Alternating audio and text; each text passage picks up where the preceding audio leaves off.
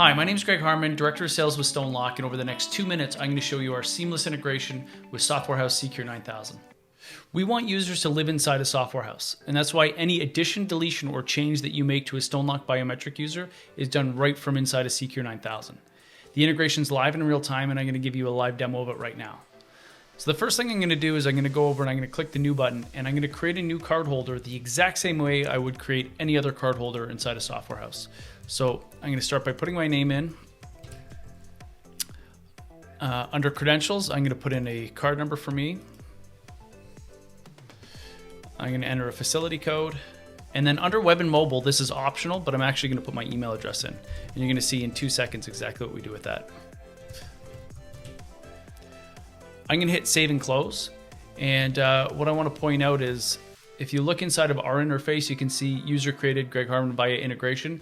The integration happens live in real time. We have even built our advanced user options right into the secure interface under the user definable fields tab. So there is no reason that an administrator would even need to touch the StoneLock software. There's nothing they can do from StoneLock that they can't do from Secure. To simplify enrollment, we use a process called first read enrollment. All you have to do is take the card that was just programmed for you inside a Secure and present it at any reader that has been toggled on to allow for enrollment. Then, as you can see, the StoneLock display will come to life and walk users through a guided and interactive enrollment process. The first half of the enrollment will instruct users to leave their glasses on.